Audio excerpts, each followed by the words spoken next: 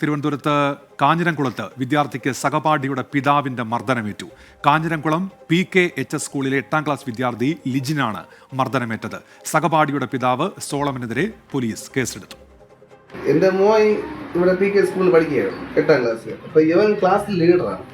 അപ്പോൾ അവൻ കുട്ടികളുടെ പേര് ടീച്ചറിൻ്റെ എഴുതുമല്ലോ, സ്വാഭാവികം പേരെഴുതുന്ന സമയത്ത് ആ കുട്ടിയുടെ പേരുണ്ടായിരുന്നു പറഞ്ഞു. അതിന് അവൻ വീണ്ടും ചീത്ത വിളിച്ച് അത് ടീച്ചർ ചോദിച്ച ഒരു അടി എന്തോ കൊടുത്തപ്പോഴേ അവൻ്റെ അച്ഛനോട് പറഞ്ഞിരിക്കും.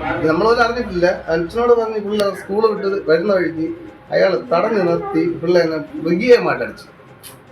അപ്പോൾ ഇതിൽ എന്തെങ്കിലും ഉണ്ടെങ്കിൽ അയാൾക്ക് എൻ്റെ അടുത്തൊന്ന് പറയാം, അല്ലെങ്കിൽ സ്കൂളിൽ പറയാം. ഒരു ചുള്ളിക്കമ്പെടുത്ത് അടിച്ചെങ്കിലും നമുക്ക് വിഷയമില്ല.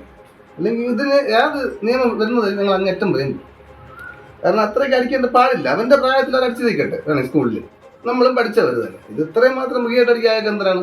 വേറെ എന്ത് വൈരാഗ്യം കാണും? സലീം മാലിക്കാണ് വാർത്തയുടെ വിശദാംശങ്ങളുമായി ഇപ്പോൾ തിരുവനന്തപുരത്ത് നിന്ന് ചേരുന്നത്. സലീം, എന്തൊക്കെയാണ് വിവരങ്ങൾ? ഈ സംഭവം, അതായത് സ്കൂളിൽ തന്നെ വിദ്യാർത്ഥികൾക്കിടയിൽ ഒതുങ്ങേണ്ട ഒരു പ്രശ്നം, അതാണ് ഈ സഹപാഠിയുടെ പിതാവ് ഒരു കുട്ടിയെ, ഒരു 8ാം ക്ലാസ്സുകാരനെ മർദ്ദിക്കുന്ന നിലയിലേക്ക് കാര്യങ്ങൾ എത്തിയത് എന്നുള്ളതാണ് പരാതി. ഈ മാസം 6ാം തീയതിയാണ് ഈ മർദ്ദനം ഉണ്ടാകുന്നത്. ഈ ലിജിൻ എന്ന കുട്ടി കാഞ്ഞിരംകുളം PKHS സ്കൂളിലെ 8ാം ക്ലാസ് വിദ്യാർത്ഥിയാണ്. ക്ലാസ് ലീഡറുമാണ്. ക്ലാസ് ലീഡർ എന്ന നിലയിലാണ് കുട്ടികളുടെ ക്ലാസ്സിൽ ബഹളം വെച്ചവരുടെ പേരെഴുതിയത്.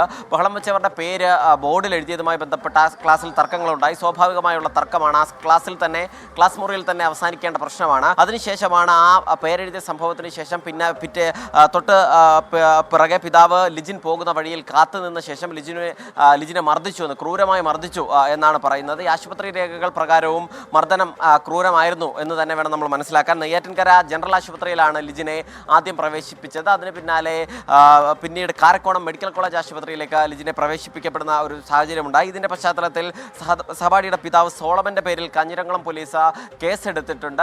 ആ കേസിൽ അന്വേഷണം നടത്തി വരികയാണ്. ഉന്മേഷ്. സലീം മാലിക്കാണ് വാർത്തയുടെ വിശദാംശങ്ങൾ നൽകിയത്. ഇപ്പോൾ